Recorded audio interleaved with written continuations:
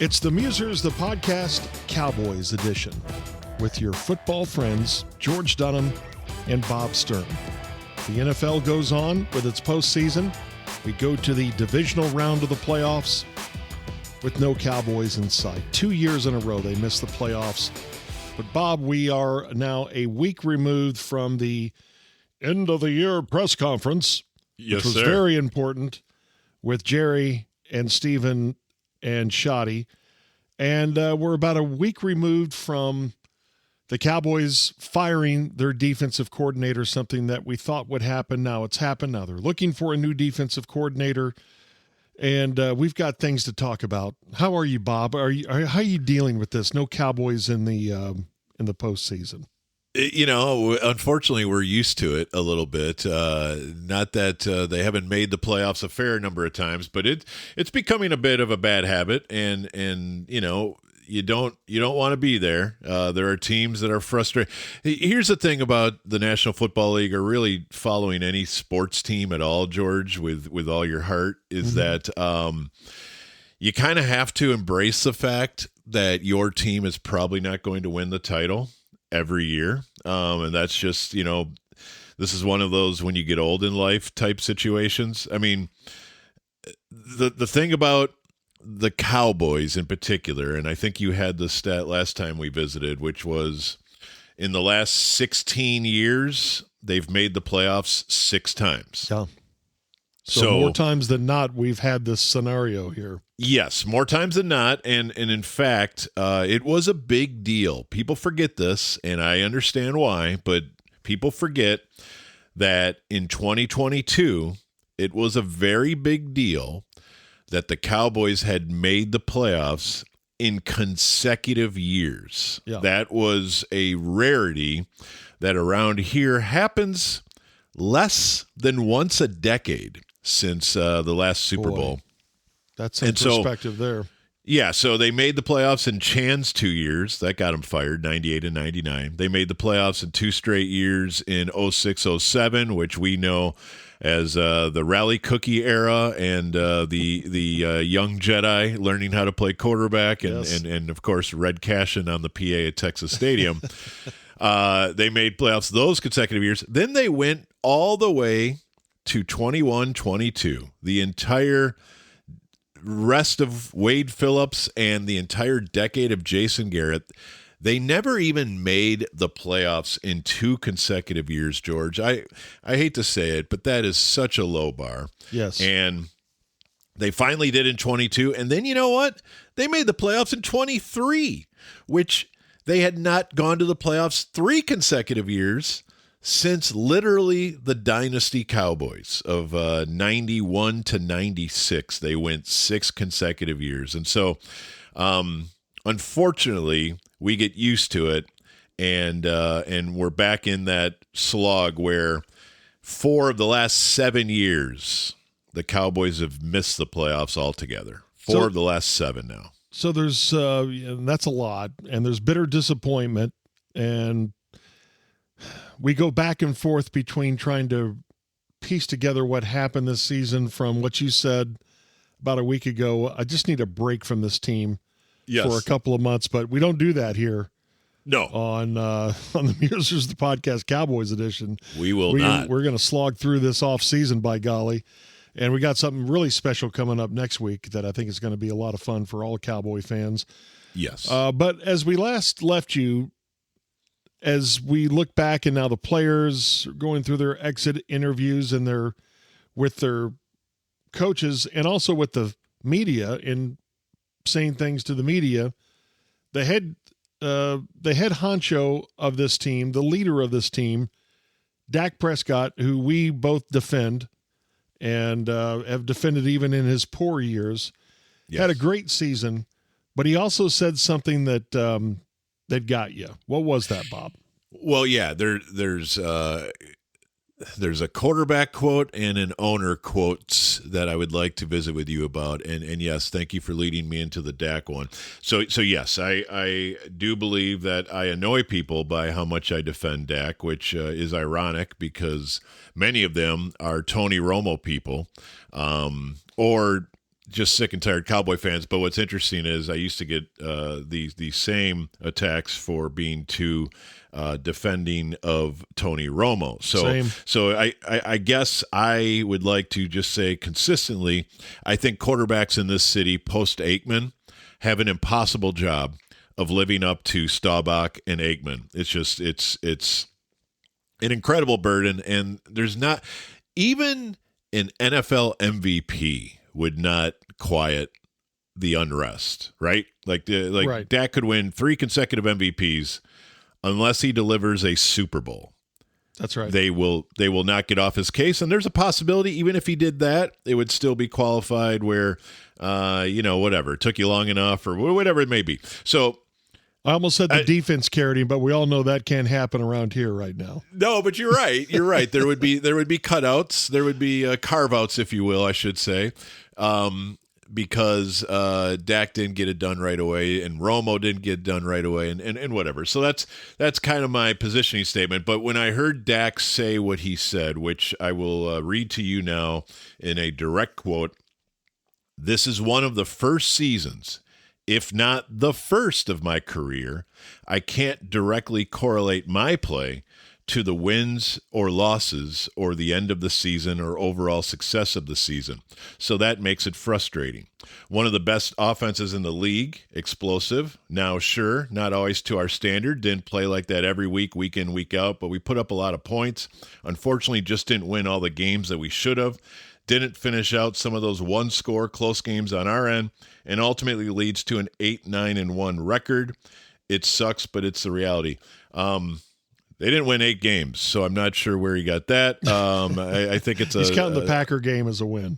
I think it's a 7-9-1 record, but who's counting unless you had the over? But I will say the first thing is what got my goat, which is this is one of the first seasons of my career I can't directly correlate my play to the wins or losses or the end of the season or the overall success of the season. And obviously he's right in a sense that the offense should feel less blame and less frustration from the public. But at the same time, I know that Dak Prescott is the highest paid player in the National Football League, and I know this offense has been given, I should look it up to be exactly sure, but I would guess about 75% of the money resources of this roster go to the offense, and that will only rise when they keep George Pickens. And the draft pick capital goes to the offense. Like every resource goes to the offense. So when you kind of tank the entire month of December, I guess I don't want to hear that your performance doesn't correlate to the team missing the playoffs. Yeah, you just can't say it. If you're the leader of this team, and it may sound like a sports cliche, but you have to say, I didn't do enough. And it starts with me. I'm the quarterback of this team. This falls on all of us. This falls on all of us, and it reminds me, I didn't see this happen in real time, but my old coaching buddy, the great Daryl Dickey, used to coach at North Texas, used to tell coaching stories, and one of the funniest ones that always stuck with me was the story he told about Steve Spurrier, the old ball coach, when he was at Florida. And it was one of those games where Florida was in a shooting match, and they got beat 42-39 or something like that. And apparently they go into the time with the coach media room, and Spurrier opened his press conference by saying, "Hey, kids played hard. Offense played great. I can't say enough about my offense today. Here's my defensive coordinator to answer to you what happened on the other side." Oh, man. And he left. And I don't know if that really happened or not, but it made for a great story. And this Dak quote reminded me of that hey, I played great. I'd like to dust we my missed the hands playoffs, off. but don't look at me. I did my part. And it just, you can't say it. No, you can't say it, and I get the sentiment, and we asked so much of this offense this year, and that's fine. The fact is, in my opinion, they kind of failed, man, and if I don't know, I don't know what's fair. That's the thing is people want to say, well, what do you expect? What's fair? How did you allocate your money and so forth? And where do you put your resources? And I would just say if I'm going to put everything on the offense, money wise, then it's okay to expect them to do 75% of the heavy lifting. And I know that drives people nuts. Here it is. Let's see. According to Spot Track, well, this is going to factor in Micah, isn't it? But it's the offense has $205 million of the cap, and the defense has $114 million. So $205 million versus $114 million. And for roughly, the defense, 3 of those guys are defensive tackles. Yes. So put another way, yeah, that's a great point, making 20 some odd million. Yeah, in fact, the Cowboys spend more money on interior defensive line than any team in the league. This is interesting. If you look at cap allocations on Spot Track, and I don't know if you've ever looked at this, Georgie, but they give you league rank for each spot on the roster. So let's do it. Okay. Defense, they're the 9th highest spending defense in the league, which is wild because they're only 29th at edge defender, 20th at linebacker, 16th at corner, which included Trayvon, 14th at safety, which is a bad allocation because your safeties are pretty spare, and the number 1 team in the NFL at defensive line, non-edges, interior. So the number 9th spending defense is interesting to me. Number 5th offense, number 5. They spend the 16th most on offensive line because all these guys are on rookie deals now. 10th most at tight end. 10th most at wide receiver. That's about to shoot up. They spend the 26th most at running back and the 2nd most at quarterback. They are the 5th highest allocated offense. Well, and that's going to shoot up not only with Pickens, but I think they're going to try to get Javonte Williams back, and that's going to make them the highest paid offense in the league next year, I would think. Yeah, so if you say, well, gee, I wish our defense could equal our offense. Well, your team isn't built that way. By the way, most teams in the NFL are not built that way money-wise. That stands to reason, of course. There are obvious reasons for that, including the fact that quarterbacks play offense, and quarterbacks are easily the highest paid position in the NFL. So this is not a massive shock or a massive outlier. I just need the quarterback to understand how the math works. Yeah. That if you have Micah Parsons and you want to go get Max Crosby as your other edge, you can be a great defense. Man, imagine that defense across the front with Quinnen and either Kenny Clark or Osa Odighizuwa. I probably can't have 3 defensive tackles making that much money, but you get the idea. Yeah. But now I can't pay my quarterback $60 million, Dak. So how are we going to make this work? So that's that. Honestly, I think Dak is a 10 out of 10 in terms of a leader and in terms of saying the right things at the right time. This is probably a nitpick by me. I just don't want to hear that you win 7 games. You're in a position to make the playoffs if you just have a strong December. We've talked about this. I get you're going to lose to Detroit probably, but then I'm going to need you to run the table and beat the Vikings at home, the Chargers at home, who the Patriots had no problem beating this weekend, because they're just not that good. And then the Giants and the Commanders to finish. And now I've got 4 more wins or 3 more wins than I have. Instead of 7, I'm at 10. I make the playoffs, and my quarterback gets all the credit he deserves. I just don't want him to distance from the outcome when the offense totally laid an egg against Minnesota and the Chargers and, frankly, the Giants. But, of course, the Cowboys weren't totally serious about that game. Well, it brings up this. I'm just going to throw this at you because I heard this ask of us this week on a radio show by a longtime NFL reporter, the great Ed Werder. Ah, yes. And he had a really good question. In this salary cap world that we live in, And the Cowboys have no choice about this the next couple of years. They're married to a quarterback that they're paying a lot of money, and they're going to have to try to do their best here in the next 3 years to piece together a defense and let it fly, see what happens.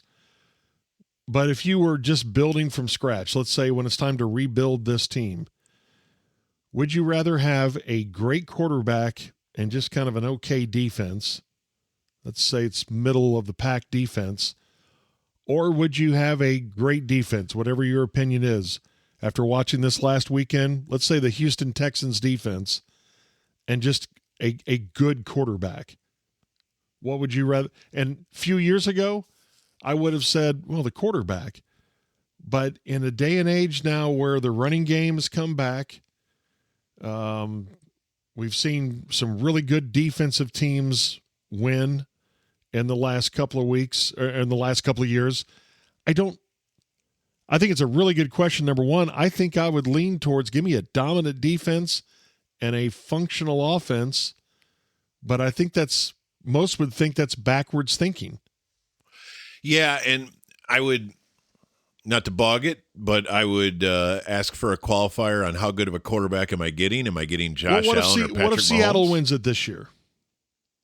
Yeah, well, that's a great example of the other way, right? To me, that's a great defense. Great defense. Yeah, that's a great defense and a guy who is up and down. Who nobody would say is a top 10 quarterback. Nobody. No, I don't think you can say that about Sam Darnold. San Francisco most years. Purdy is probably a fringe top dozen, top 10 type quarterback. Yeah. And if Nick Bosa and Fred Warner are out there, you might say San Francisco is that team. And they had Mahomes on the ropes in the Super Bowl. Yeah.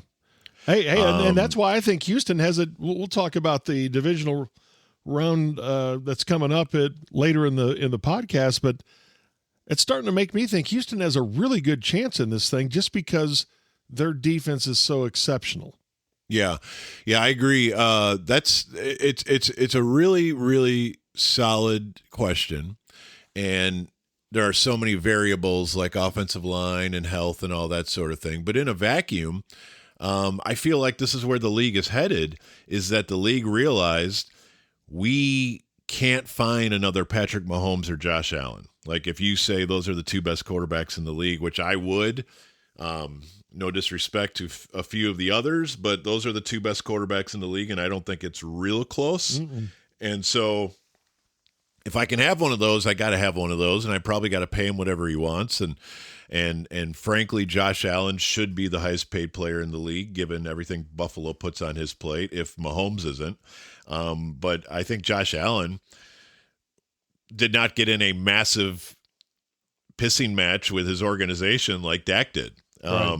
And by the way, the organization is to blame, not the player. I know this. The fans of the Cowboys love to blame the player for wanting to be treated with respect and with lack of headache negotiations. Buffalo gets in a room with Josh Allen and says, "Buddy, we're so lucky to have you here. Now, we want you to understand the realities of what we're dealing with, but we also want you to feel like you're our number one. You're our guy." And so they do a deal, and there's no drama, and there's no back and forth, and there's no tug of war. It's done easily, just like the Chiefs did Mahomes, just like so many teams do their quarterback contracts, whereas the Cowboys kind of made it a 5 news cycle event that went on for 2 franchise tags in a long, long time. So when people get frustrated that Dak Prescott's the highest paid player in the league, you've got 2 guys to thank, Steven and Jerry Jones. And by the way, Steven is on record as admitting it. He has literally admitted it into a microphone that we made a mistake by dragging out the Dak thing so long. So I think they will even tell you that they messed up, and now they have to live with messing up. And I just don't think that was a smart thing to do, is to make sure Dak makes more money than Josh Allen. That's crazy, but it's like an own goal. But anyway, I don't mean to get off the tracks here, because the question is a great one, and I wanted to circle back to all the teams in the league. So if I just told you Josh Allen and Patrick Mahomes are the gold standard, which they are, then 30 other teams are trying to win championships. And I think this is a great indicator of where the NFL has gone in the last 10 years, where these scheme guys, like who do we say are the best scheme guys? McVay and Shanahan and Ben Johnson. And, you can go down that list of who has the best offenses. Well, it all comes from, I don't have one of these special quarterbacks, so I need to make my system as quarterback friendly as I can get, which, what does that mean? Well, that means yards after catch. That means more of a point guard than a gunslinger, where I get the ball out fast. I'm making short passes that have a higher degree of success. And then I let my playmakers try to do things in space, and I'm using motions and shifts and route combinations that attempt to find space. And of course, that's the old football coachism, is that the object of football is for an offense to create space and for a defense to take space away. That's, if you want to know what football is, that's the game of football. So that's the answer right there, I guess, is that these teams are saying we can build a defense.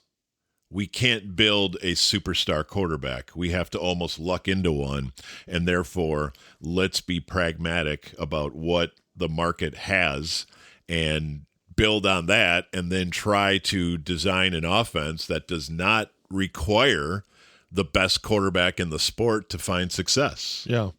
I don't know if that makes sense, and it's probably convoluted, but that's the best answer I could say is I would always want Josh Allen. I would always want Patrick Mahomes, but they're not available. The team that's lucky enough to draft them will never let them leave their building. And so I'm one of these other 30 teams, and I'm trying to build a winner. I've got to say, build a defense that can help my quarterback finally win, right? Yeah, I mean, Trent Dilfer won.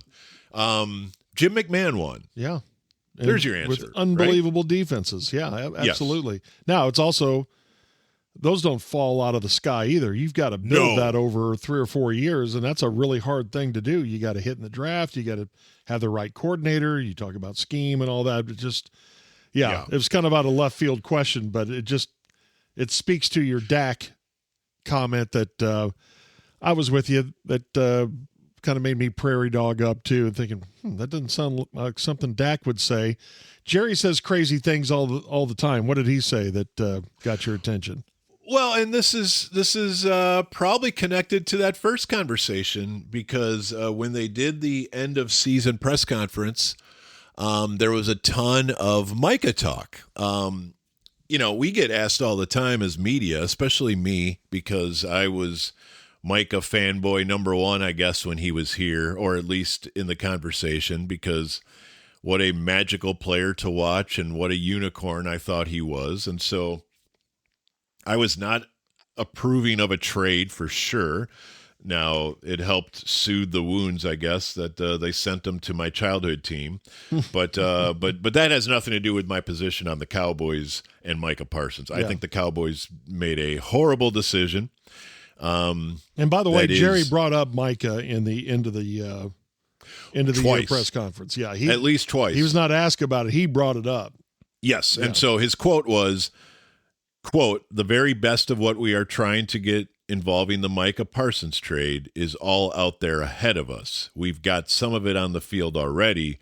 We're going to get more of it on the field." And he goes on from there. But I just want everybody to know that even when we don't bring up Micah Parsons, Jerry is obsessed with convincing you and everybody that this can be another Herschel Walker trade. Yeah. And there will never be another Herschel Walker trade. There will never be another Herschel Walker trade. Now, at the core of the discussion is, should you pay any defender $45 million a year? And I guess on the books it actually is 47. I would argue in the Cowboys math it would have been 41, because they would have the 5th-year option, and then they could do the 4-year extension if they just did the Packers deal. And I believe Jerry claimed that he actually guaranteed more money than the Packers did, which whatever. The point is, Jerry keeps bringing this up. And every time he brings it up, I do want to stick a fork in my eyeball, George, because it's so disingenuous what he's saying. And it's without question based on the idea that he keeps trying to sell people that you can get 6 players for the price of Micah Parsons, which, okay, I believe you that you can get 6 players for $45 million.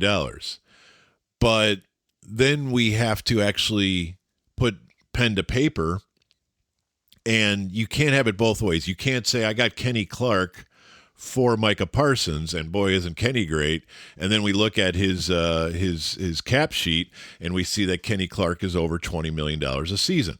So, okay, well then can I subtract that from what you're talking about? The Kenny Clark AAV, just so everybody's on the same page, is his AAV is his annual average value, by the way, is what that means. It comes in at $21.3 million. Okay. So if Micah's at 45, I'm going to take away 21.3 of Kenny Clark, and that's going to leave me at roughly 23.5. Okay, fine. Now I'm going to say, because he has, that allowed us to do the Tyler Smith extension. Okay, well, let's see what Tyler Smith makes. If the AAV on Tyler Smith is where I believe it is, that puts it, Tyler Smith is making $24 million now on the extension. So you say I have 6 guys. You just gave that entire money to Tyler Smith and Kenny Clark. But wait, there's more. Deron Bland.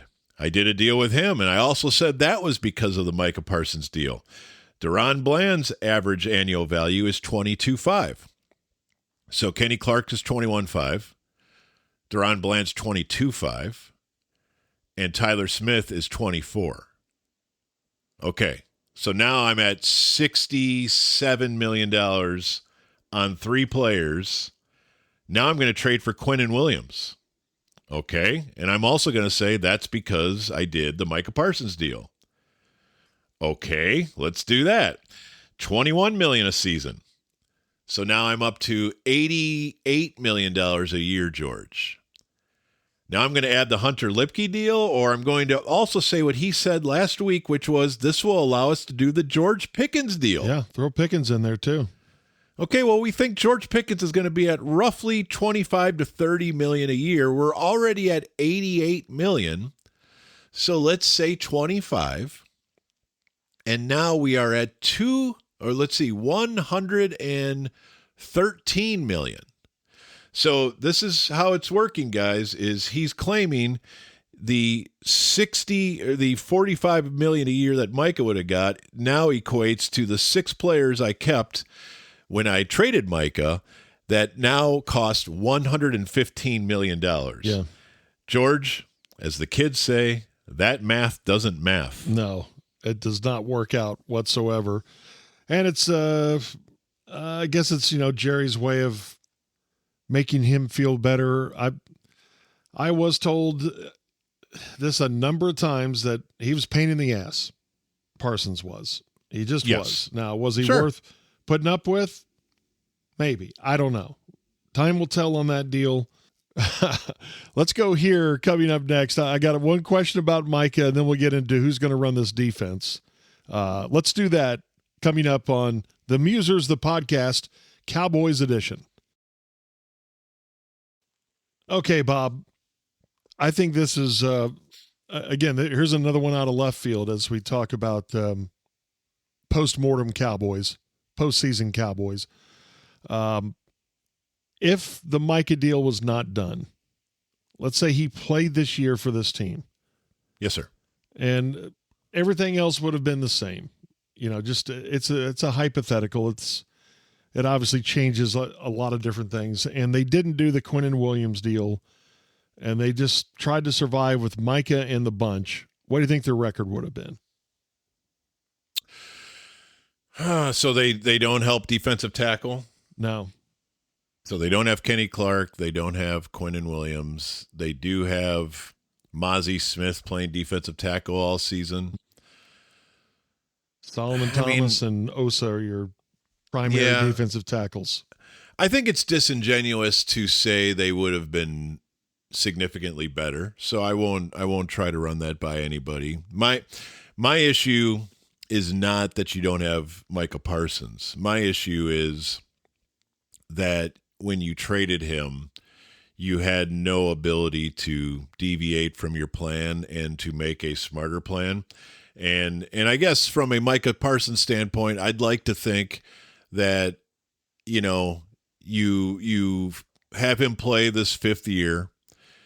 You, in his case, will want to ball out to earn his new contract. Now, if he blows out his knee, that's a really interesting scenario we did not consider, which did actually happen. So I guess Micah would lose his chance to go to free agency for all the tea in China, if you will. That would have been interesting, and maybe he comes back to the Cowboys at a greater discount. I don't know, but I think the only way the Cowboys are going to get better on defense is to significantly address defensive tackle while keeping Micah Parsons, because really all you did is you just moved the furniture around. And I honestly wish Quinnen Williams was a little more obviously a superstar, frankly, in those final 2 months. I don't know where you net out on him. I feel like almost like the Cowboys, he blew us away for those first couple weeks, and then things got quieter with him. I thought Kenny Clark was quiet all year, frankly. I think they're solid players. I just don't know if you're super close to a better defense because you flipped a elite edge for a couple really, really good defensive tackles. By the way, Quinnen Williams also 2 years older than Micah Parsons, so it's not like you even got younger or cheaper or anything like that. No. So I don't know, man. It feels like they're running in circles, and that's why their defensive coordinator hire is going to be pretty important. Well, yes, and I think that's why they're looking at another defensive coordinator.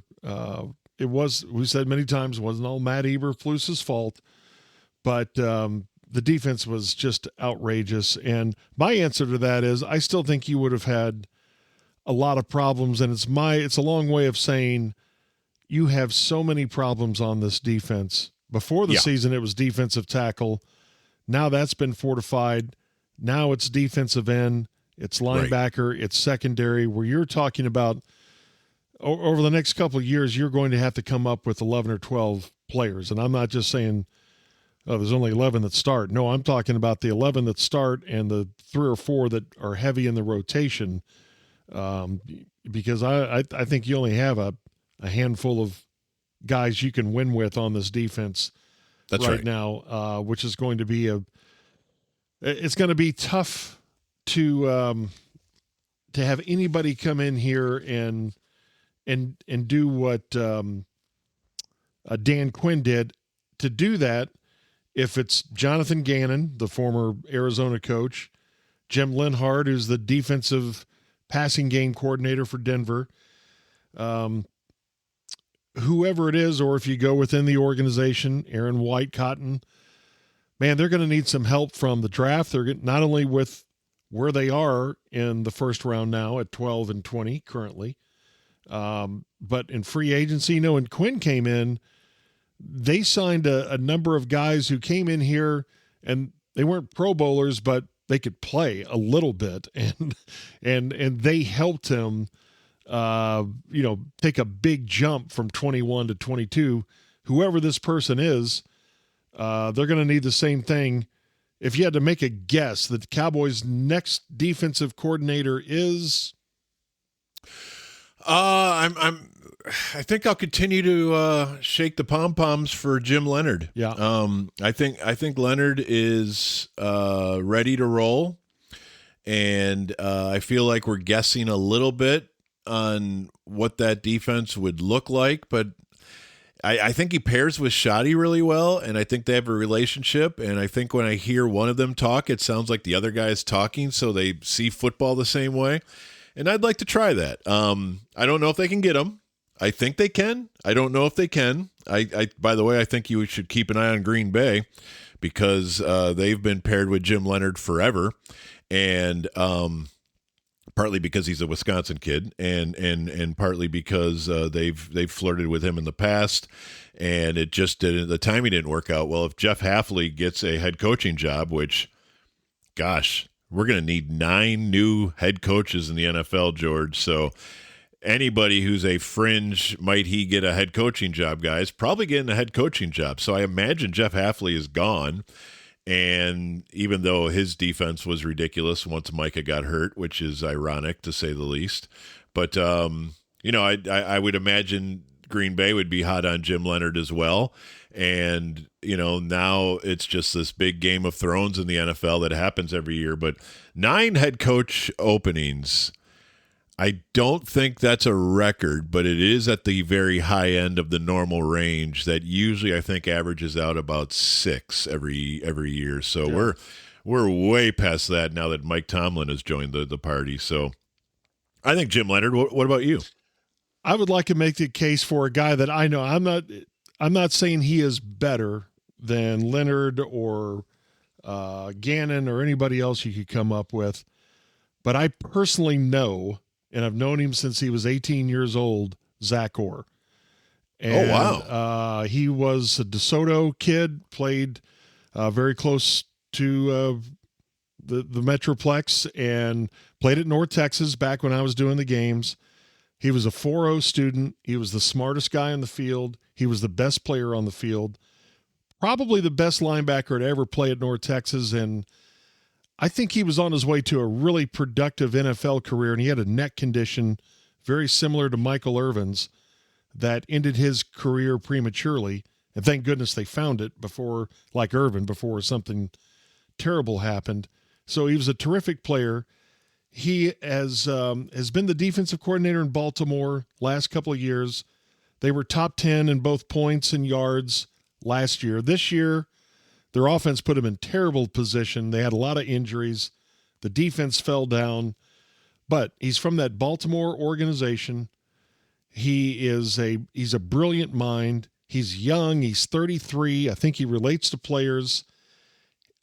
He's from the Mike McDonald tree, which is working pretty well in Seattle. I just think if Leonard is the belle of the ball and goes somewhere else, I'm giving you an alternative that I think it would be pretty darn good. I don't know if he has a lot of familiarity with Shoddy, but I do think there are some in the organization that say we should go talk to Zach Orr. Okay. Because I was seeing, certainly last year, this year, their season just disintegrated to the point where John Harbaugh was fired. But that's right. Last year, he was seen as a young coach going places. I don't hate it. I don't, obviously I'm going to judge Zach Orr on what little I know, and that is that, yeah, as you said, the Baltimore defense was pretty ridiculous this year, which is kind of out of character for them. But there's probably a million mitigating circumstances, and if the guy knows ball, the guy knows ball. So I didn't know anything about his local connections, and so I didn't know what to expect or frankly what to say about the guy. But I will keep an open mind on Zach Orr because he certainly is a prominent name, and he certainly has put in nearly a decade in that Ravens staff. Although I think I guess he went 1 year to Jacksonville. He was on the Urban Meyer staff. The Urban Meyer staff. Yeah. Okay. But then quickly returned back to Baltimore, and since 2017 has been part of their staff, and so let's not judge them all on 2025. Let's look at the body of work of, does Ravens defense in general evoke positive thoughts in our minds? And of course the answer is yes. Yes. So and he spent some time in their scouting department up there too. So a personnel guy, put him on the list, who understands it. I just know him as the kid who would walk on the team charter and say, "How you doing today, Mr. Dunham?" He's just a great person. He's just a great kid. He's the son of Terry Orr, the former Washington tight end, H-back. Oh, nice. Okay. His brothers played TCU, Wisconsin. He comes from a football family, and anyone you talk to that knows Zach Orr is just a huge fan of his. So it's a name in case the top names go somewhere else. Okay. Okay, how about this? Let's You do and it. I also die on this hill every year, and man, I take on the show that I work on. I feel like a man on an island because I could talk Hard Knocks every day. I just think it's the greatest show in television, a show that is dedicated to the behind the scenes of professional football. Yes, sir. I can't get enough of it. I just can't eat it fast enough, and so I was really looking forward to this year because it's the whole division in season, NFC East. So you got the peek behind the curtains of the Eagles and whatever that was this year in Washington and the Giants and, of course, the Cowboys. I will say this. I didn't like it as much as I thought I would. I liked it. I always love it. And I think there's some great scenes that we'll talk about here in a second. But I don't know. Maybe I'm hearing the old noise, the noise that's around me more, and I didn't enjoy it as much. But it was still great. It's still, I mean, a year where, and maybe I built it up too much in my mind, like, oh my gosh, this is going to be incredible. The dysfunctional Eagles, and then, what happened? Well, I don't know. I thought it was good, not great, and maybe I built it up too much. What'd you think of Hard Knocks? Well, maybe the best indicator of what I thought of Hard Knocks is I've fallen a few weeks behind, and okay. I mean, look, I love it, and I will catch up, but it's weird to watch it in real time. In a weird way, I almost enjoy it more once my palate is cleansed. It's weird what January does to your brain about the past football season. I know I said last week we need some time away to sort of rejuvenate, and I think part of that rejuvenation is getting on the treadmill in early March and popping in Hard Knocks and remembering the stretch run of a failed NFL season for the Cowboys, and frankly the NFC East. I mean, the NFL Films HBO people have to be thinking, are you kidding me? We picked a division with this much potential, and not one of these teams turned out to be halfway interesting. I guess the Eagles were interesting. Oh yeah, and but, there gives you a front row seat of, oh my gosh, what that happened to the Giants, and that was one of the things I was disappointed, and I understand it. I wanted to see a little more of Sirianni versus A.J. Brown, which we didn't get to see in the final episode, but things that stood out. Brian Schottenheimer addressing his coaching staff after firing Matt Eberflus, I thought was really good. I mentioned it on a couple of podcasts ago. Here the Cowboys looks like they're about to get run at home by Philadelphia, and it's 21-0 at one point, right? Or 21-3 or 21-6, whatever it was. 21-0, I want to say. Yeah, it was bad. Mm-hmm. And they cut to Dak and Shoddy on the sideline. You love football? Yeah. I effing love football.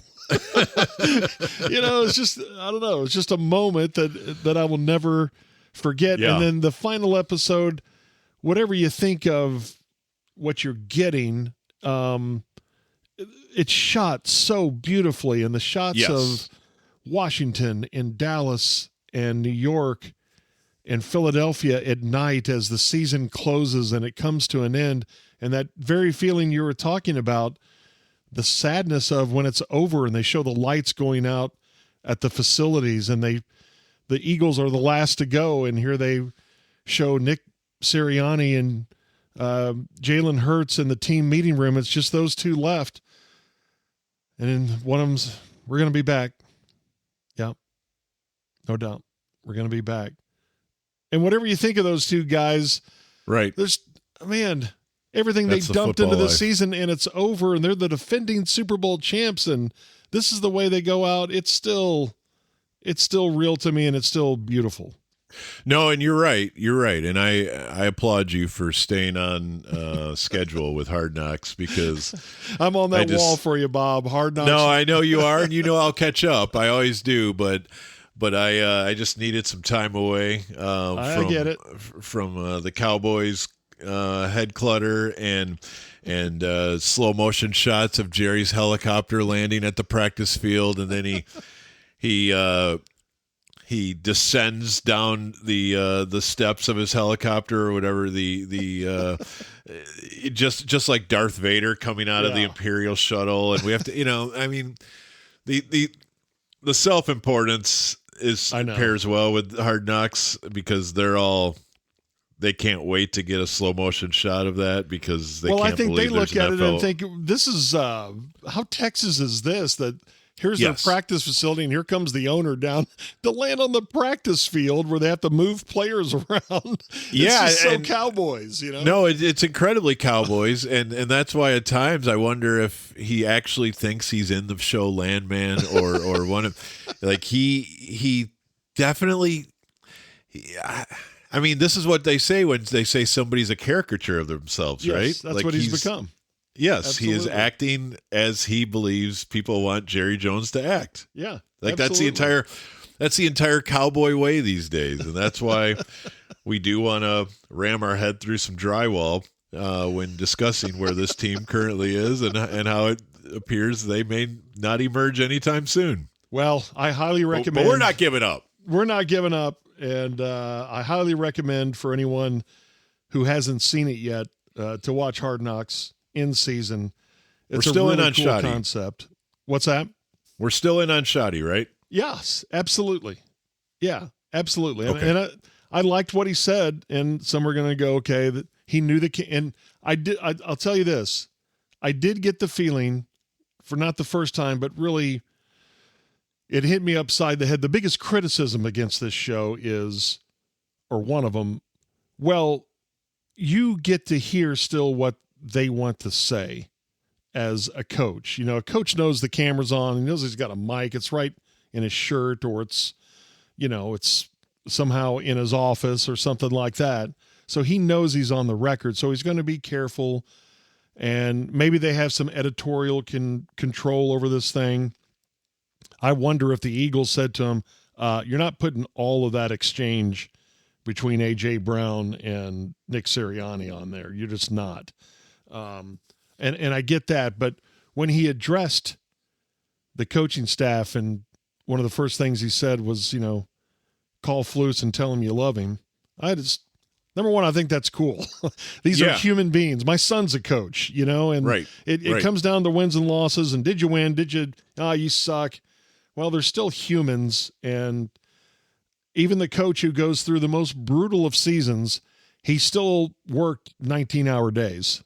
And, No, and that's what's important about Hard Knocks, in my opinion, and that's what I think draws you and I to football, from the perspective that we share, and why I love chopping it up with you is that every one of these stories is founded on the premise that this is a human and this is their story, and they get one shot at this, and they don't get to redo their life, they don't get to hit reset. Like the thing about being a fan, and this resonates with me more because of the 1975 Cowboys journey I'm on, because in a weird way that represents a team made up mostly of guys who have passed away. Oh. I mean, I don't. Is mostly the right term?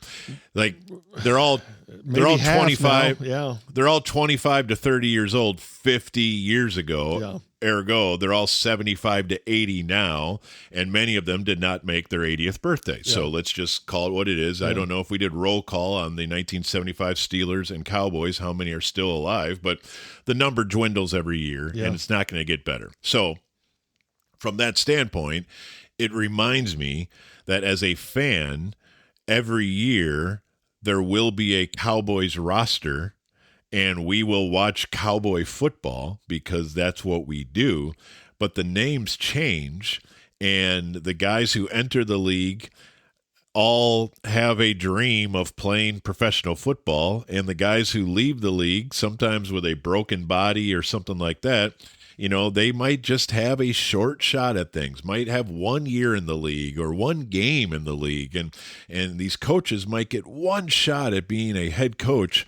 And so it is endlessly fascinating to watch their stories play out. But also we do know that every year we'll get a new batch of stories. Like we will be introduced to Dallas Cowboys this coming year that we've never heard of. Yeah. And they will be 21 years old, and we will get to see their entire story if we want to, which is cool. But we must not lose sight of the fact that every one of these guys is a human who is attempting to live their dream. And the stakes that they go by can sometimes be heartbreaking, that their best is not good enough. And so the fact that Shoddy recognizes the human beings because he needed 50 some years to even get his shot at being a head coach, despite being born in a head coach's house, is not lost on me. So I do appreciate that about him. And I do appreciate that about Hard Knocks, because the origin of the show is basically, here are all these guys at training camp that will never be NFL stars. We want to introduce you to a few of them. They probably won't even make a team. They will never make an NFL regular season game, but we would like to tell you a few of their stories. And I think you and I just ate that up. Yes. Like, that's like the coolest thing ever to us. Yeah, that's great. It's great. All right. When we finish up, let's discuss what the wild card weekend, which was really wild, showed us about the current state of the Cowboys. And we have something really special coming up for you next week on the podcast. We're going to talk about that next. Greatest wild card weekend, Bob, we've ever seen. If the divisional round this weekend is anything like last weekend, sign me up. Usually by the end of wild card weekend, I love it, but I'm a little bleary-eyed, and I'm thinking, gosh, I just don't know if I can watch another game. I couldn't wait for Houston and Pittsburgh on Monday night, just because the first, whatever the number works out to be, what do we have, 6 games, was just fantastic. Yeah. What did the weekend tell you about the current state of the Cowboys? That they're not far away. I know some people leave the weekend saying, well, this proves they are far away. And okay, I guess I can see that perspective. But my undying optimism is always that these teams that made the playoffs, some of them just barely made it.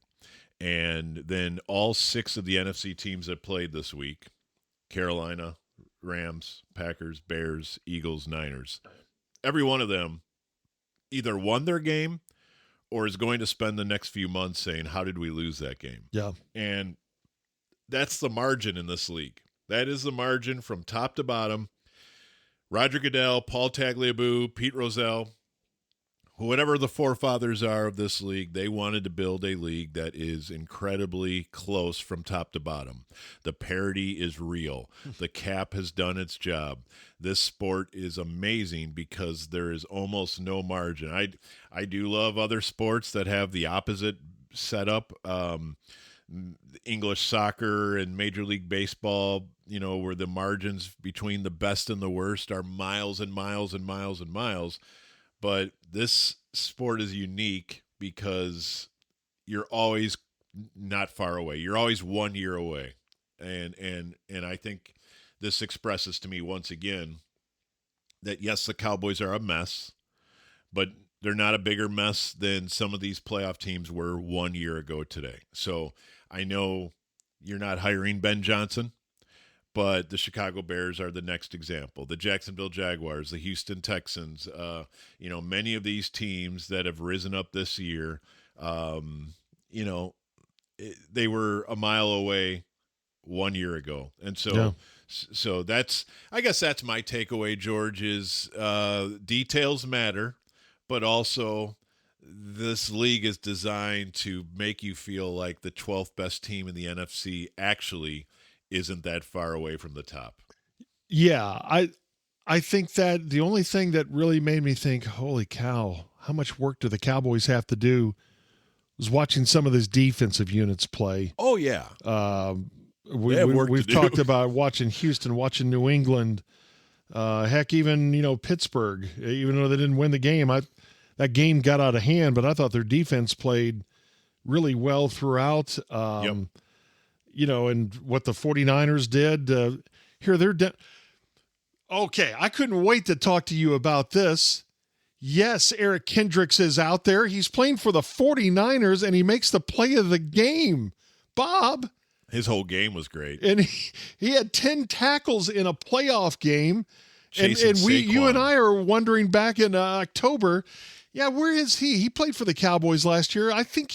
I know he'd be better than anybody who played linebacker for the Cowboys this year. You're exactly right. Yeah, that's, and okay, now I'm going to go back the other direction. I just got done saying the Cowboys aren't that far away.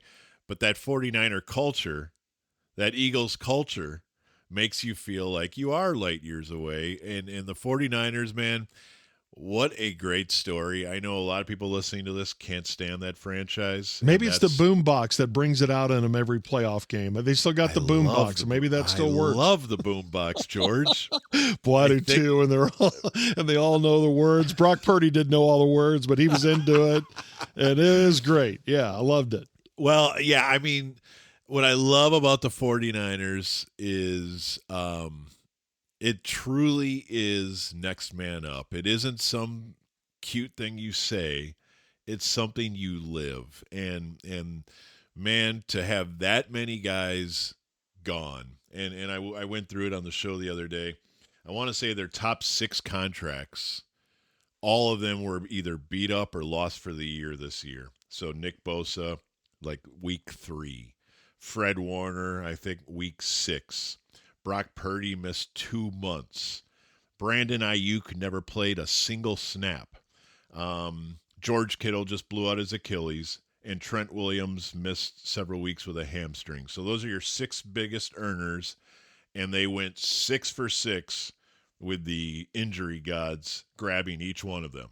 Dang. And yet they roll out a team of kind of no-names who understand the assignment and say, if Saquon needs to be tackled, if A.J. Brown needs to be tackled, if Dallas Goedert needs to be tackled, I am going in there like this is the most important tackle of my life. I have to get him to the ground. There is no Ole BS. There is no, man, I'm going to let someone else tackle him because I don't want to break a nail right now. I mean, 49er football is real.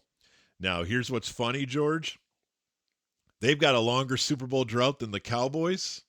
So it's a little weird championing the 49ers as a team I'd like to be the most because they've been to a lot of title games and heck, divisional games and all that. Yeah, I don't want anyone to get confused here. I'm not saying the Cowboys have been more successful over the last 30 years. I am saying 49ers fans are frustrated as heck that they don't have a Lombardi trophy since they were all in high school either. But yeah, that organization knows what they're doing. And there's just sort of a pride that when I put on this uniform, I have a standard I have to exceed. And I almost thought Eric Kendricks must have felt that he has to play at a certain level right now because they just gave me a 49ers uniform and I just put it on. And so I know what I must do. And I thought he chased Saquon around the field like a maniac, and I thought it was a really cool thing to see. And, it's just that's another story about the NFL is that every year about Christmas time, these contenders go find an old veteran who hasn't played all year and say, bro, remember when Eric Weddle was called in by the Rams in their Super Bowl year? Yeah. Like he had retired the year before, and they're like, I know it's week 17, bro, but we need you because we're about to go on a Super Bowl run. And they did. Yeah. And that's all he played, I think, were playoff games that year. But he had to do a lot for them, and that's just such a cool thing that these guys, the bat phone or the signal is up in the air over Gotham, and they get to headquarters and help, and it's a really cool element of our game. By the way, you mentioned George Kittle tore his Achilles in the game, But his legendary status goes up. Apparently, this is true. Someone asked him as he's getting into the locker room, what do you need? And he said a bottle of tequila. And that was delivered to the locker room. And I don't know how much of it was gone when his teammates got there at the end of the game, but they all took rips of tequila after they knocked off the Eagles. I don't know how George Kittle is that, and what a great story that is. Sad story, but, legendary status for him. That's all he needed was to mask the pain of a torn Achilles, which just must be excruciating pain. And then the pain of knowing his season is over, and how are they going to do this without him? Don't they do that in old westerns where where you get the tequila while I'm digging a bullet out of your arm or something like that? Yeah, exactly. That'll mask the pain. No, I love Kittle. He's going to be 33 by the time he heals, and I don't think the Niners have much left, but that is a courageous win of substance.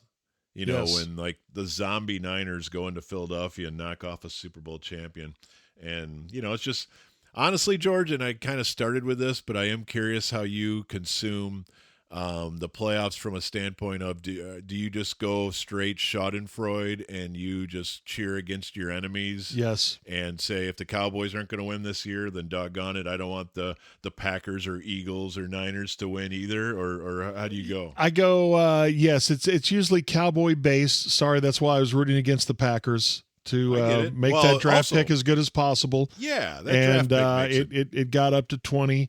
Also, having lived in Chicago for 7 years, I don't necessarily root for the Bears, but I know that the kids that I was still friends with in elementary school are hoping beyond hope that maybe for the first time in franchise history, or again, at least since Sid Luckman, they finally have a quarterback who had plenty of doubts about. I did. Before this year, and what Ben Johnson has done with him. And then, the rest of it is just kind of, I always root against the Eagles. Thought that was hilarious that they get beat.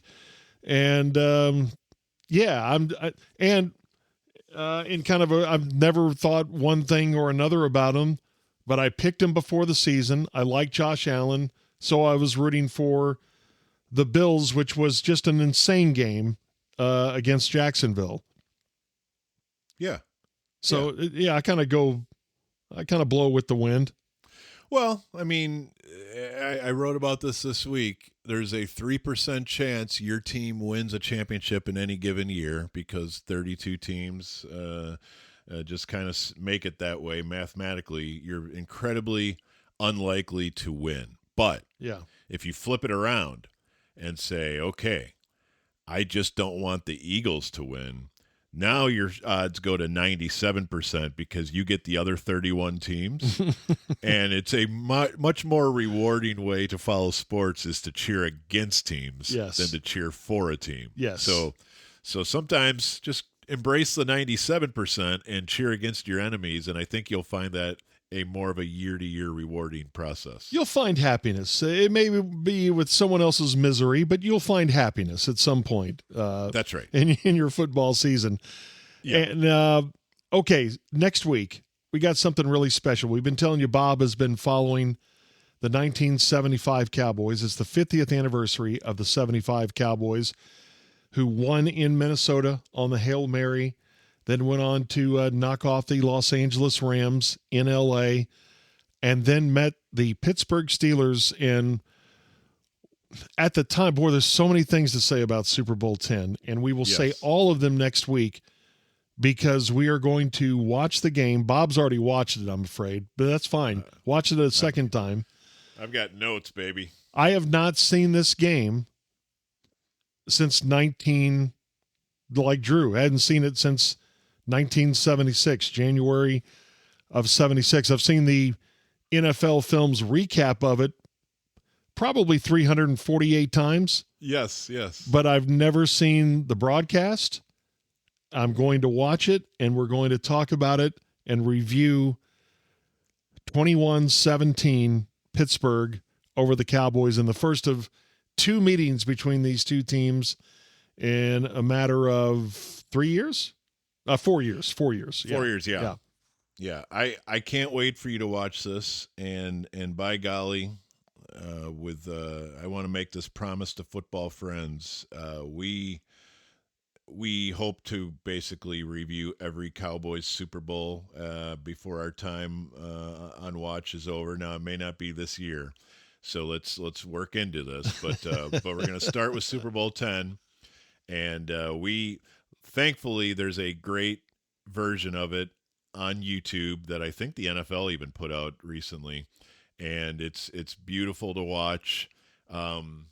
I don't want to spoil it for you, but since you've already seen the game, it's not our hero's best performance. No, there's started off super positive on the opening kick. Yes, it did. Yes, and the opening drive. Of good things. A lot of good things started happening, but really, in the end, you're going to find out why they called them the Steel Curtain. Oh I think. Gosh, what a defense they had! They got after Roger on in this game, but let's save the gold for next week. But okay. I guess what I wanted to say is I wanted to invite anyone and everyone to watch it as well, and we'll all be ready to talk about it next week. I will say this: that's the first time I've ever cried over a sporting event. Oh, buddy. Yeah, it was a hard one. Will you tell us if it triggers you again? It might. It really might. I mean, they meant everything to me at that age, and they were bigger than life, and yeah. And I would like to confess this. I don't think I would go back and watch the most heartbreaking. So you're showing some courage here. Now you've also had 50 years to get over it. Right, it's taken that long. But I will say that that there are ghosts in my closet that I don't want to revisit. So Fair. I appreciate you doing this. Okay, I can't wait. Yeah, because it was and I remember also historically at the time, many called it the greatest Super Bowl because up until then, Super Bowls were not close. They That's were right. pretty much all double digit except for Cowboys Colts, which was another heartbreak in Super Bowl V. That should have been their first Super Bowl win. But well, I believe Tom Brookshire or Pat Summerall indicates as Drew Pearson scores that opening touchdown that the team that scores the first touchdown has won every Super Bowl. That's right. The first touchdown. That's right. Yeah. So I assume we'll go 10 for 10 here. I don't know. Maybe. We don't want to. Yeah. See, there's a small part of me that thinks Rodgers playing. Let me watch this just to make sure. Well, and I remember him throwing deep to Percy Howard one more time, and it was it's closer than the Steelers say it. Oh yeah, it wasn't even close. It was close. It was close. All right. In fact, I've got some real questions for Chuck Noll about how they tried to kill off the game. Boy, no kidding. From what I remember of that, yeah, okay. Man, I can't wait. This is going to be great. Yes, Super Bowl 10 revisited next week on the Musers, the podcast, Cowboys edition. Thanks to Peter Welton, who puts up with this every week. Bob and I just geeking out over football and the Cowboys, and we will do it again next week.